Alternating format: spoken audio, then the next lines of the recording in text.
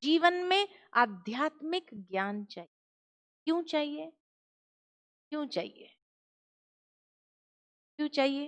क्योंकि मनुष्य जीवन में सबसे बड़ा अज्ञान अगर है तो वह है ego. Ego is the greatest ignorance in human life. सबसे बड़ा अज्ञान है। यह भी कहा जाता है ego is the greatest curse in human life. और ये अहंकार के कारण कितने रिश्ते टूट रहे हैं, कितने परिवार टूट रहे हैं, बिखर रहे हैं, कितनी मिसअंडरस्टैंडिंग्स क्रिएट हो रही है, कितना कलेश हो रहा है ईगो क्लैश के कारण। और उसका कोई समाधान है? प्रैक्टिकल दुनिया के अंदर ईगो क्लैश जहां होता है उसका कोई समाधान है? का कोई समाधान नहीं। आध्यात्मिक ज्ञान ये एक ही समाधान, क्योंकि आध्यात्मिक ज्ञान ही उस ईगो को न्यूट्रलाइज कर समाप्त करता है, निष्क्रिय कर देता है। विजडम जैसे जैसे व्यक्ति के अंदर आती है उसका ईगो क्षीण होने लगता है। इसलिए यही एकमात्र साधन है। तभी बचपन से हमें ये प्रार्थना सिखाई जाती है, अज्ञान से हमें ज्ञान की ओर ले चलो हे प्रभु, अंधकार से हमें प्रकाश की ओर ले चलो हे प्रभु, और मृत्यु से हमें अमरत्व की ओर ले चलो हे। क्योंकि यह ज्ञान जितना होगा जीवन अंधकारमय और मृत्यु लोक को ही प्राप्त होगा। लेकिन ज्ञान का प्रकाश जैसे जैसे आता है वैसे वैसे व्यक्ति का एलिवेशन होता है अमरत्व की ओर। इसीलिए ज्ञान चाहिए, इसीलिए आध्यात्मिक ज्ञान चाहिए। मैंने कहीं बहुत सुंदर पढ़ा कि दुनिया की सारी लाइब्रेरी से सारी किताबों को लिया जाए और उसका एक बड़ा ढेर लगाया जाए और उसकी होलिका जलाई जाए, तो the heat produced is more than the light. और सही में आज यही हो गया है कि मनुष्य में जो थोड़ा बहुत ज्ञान आया है उस ज्ञान से अहंकार की गर्मी जरूर जनरेट हुई, रोशनी नहीं आई व्यवहार में। The heat produced is more than the light. अहंकार की गर्मी जरूर है, व्यवहार में रोशनी नहीं है। इसीलिए अज्ञान से हमें ज्ञान की ओर ले चलो हे प्रभु। तो अहंकार को न्यूट्रलाइज करने का यही एकमात्र साधन है। उसके साथ साथ दूसरी क्वालिटी प्योरिटी।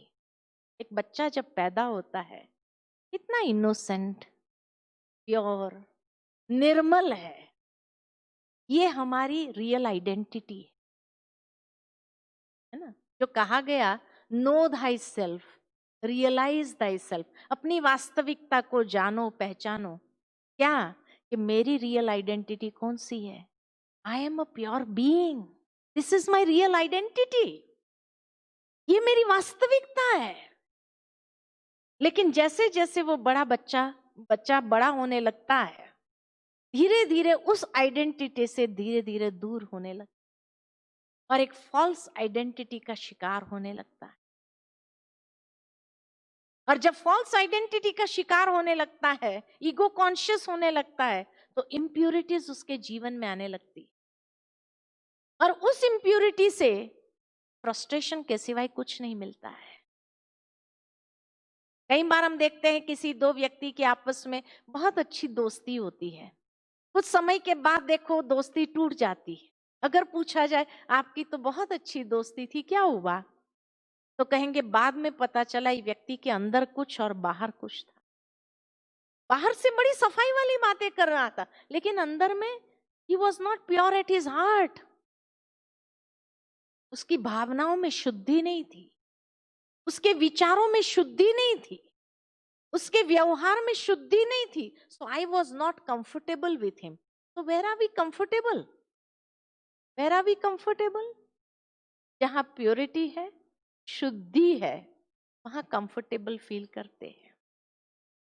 जैसे ही कोई व्यक्ति चालाकी शुरू करता है, अंदर कुछ बाहर कुछ, लोग भले बोलेंगे नहीं, समझ जाते हैं और धीरे धीरे उस व्यक्ति से दूर होने लगते हैं।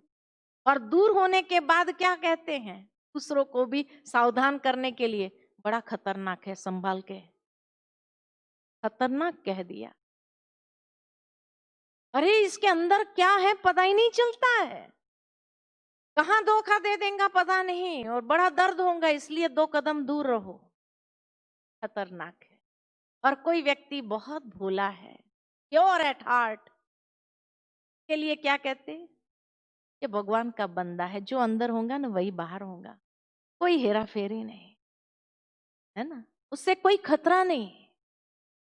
क्या बनना चाहते हैं हम जीवन के अंदर, खतरनाक या भगवान का बंदा, क्या बनना चाहते हैं? लेकिन क्या बन गए हम चलते चलते? अपने आप को देख सकते हैं कि हम चलते चलते जीवन में क्या बन गए। That is why it is said, know thy self, realize thy self. अपनी वास्तविकता को जानो और उसको महसूस करे और उस यात्रा की ओर वापस आए। यही मेडिटेशन है। जहां अंडरस्टैंडिंग है, प्योर फीलिंग्स है, वहीं प्रेम पनप सकता है। जहां अहंकार हो, इम्प्योरिटीज हो, वहां कभी रिश्तों में प्रेम पनप सकता है? कभी नहीं।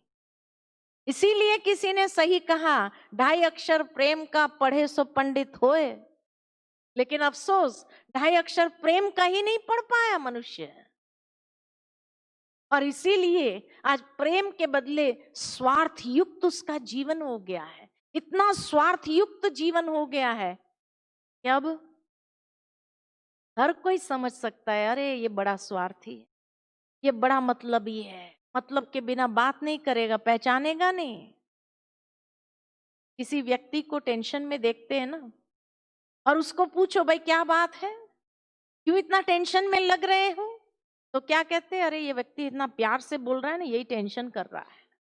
अरे प्यार से ही बोल रहा है ना, नफरत से तो नहीं बोल रहा है। तो क्या कहते हैं, नहीं नहीं, ज्ञान है ही नहीं, अंडरस्टैंडिंग है नहीं, प्योर फीलिंग्स है नहीं।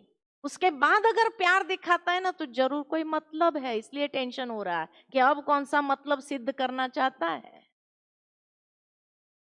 जहां ये तीनों है, अंडरस्टैंडिंग है, प्योर फीलिंग्स है, प्रेम है, निस्वार्थ प्रेम है, शांति। आज व्यक्ति रिलैक्स्ड महसूस नहीं कर सकता है लाइफ में। रिलैक्स क्यों नहीं रह सकता? इसलिए उसको कहना पड़ता है रिलैक्स। आजकल के बच्चे भी माँ बाप को क्या कहते, कूल कूल, रिलैक्स, कहता है कि नहीं कहता है?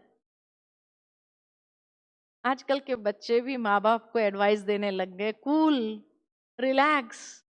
हाँ, अगर गुस्सा करने लगे बच्चे ने कुछ कहते रिलैक्स, ठीक कर देंगे, उसमें क्या है, इतना क्यों एक्साइटेड हो जा रहे हैं आप? कहते हैं कि नहीं, इतना क्यों हाइपर हो रहे हैं बच्चे, माँ बाप को कहने लगे, क्यों हाइपर हो रहे हैं, रिलैक्स, हो जाएगा, सब ठीक हो जाएगा। बच्चे क्या ज्ञान देते हैं माँ बाप को? शांति नहीं है जीवन के अंदर। और जहां ये चारों बातें हैं, वहां जीवन में सच्चा सुख है। अगर शांति नहीं तो सुख भी नहीं। डनलप के गद्दे पर सोने के बाद भी नींद नहीं, स्लीपिंग पिल्स लेने के बाद भी नींद नहीं, है कि नहीं? और जहां ये पांचों बातें हैं, वहां जीवन की सर्वोच्च प्राप्ति आनंद है। आज आनंद तो छोड़ो, खुशी फर्स्ट स्टेप वो भी नहीं है। खुशी का अनुभव करने के लिए भी लोगों को लाफिंग क्लब्स ज्वाइन करना पड़ता है, बगीचे में जाके हंसना पड़ता है, घर में वो हंस नहीं पाते हैं, है ना? घर में अगर मुस्कुरा दिए तो सबसे पहले घर वाले पूछना चालू करते, क्या बात है, इतना मुस्कुरा क्यों रहे हो, है कि नहीं? तबीयत ठीक है ना? मुस्कुराए तो तबीयत ठीक नहीं तो मुस्कुराएंगे क्या? और अगर व्यक्ति अपनी मुस्कुराहट का कारण डिस्क्लोज करना नहीं चाहते हैं और कह दिया बस ऐसे ही, तो क्या कहते हैं? दिमाग ठीक है। How can you smile without a reason?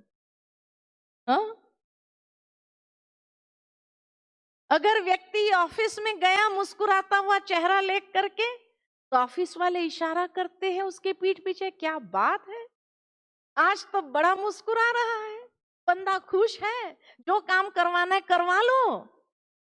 Advantage लेना शुरू कर देते हैं।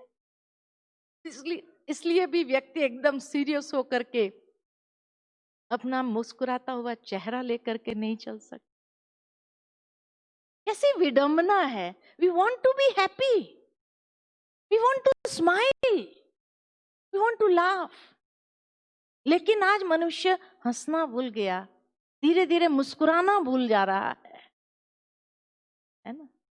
कर्व ऐसे जाने के बजाय हमेशा ऐसे रहती है हमारे चेहरे, फ्राउनिंग, वो सिग्नल्स रहती है। कहने का भाव कि भगवान ने इतना अनमोल जीवन दिया, जो हमारी पोटेंशियल है, हमारी रियल आइडेंटिटी है, उस रियल आइडेंटिटी से हम कितना दूर हो गए।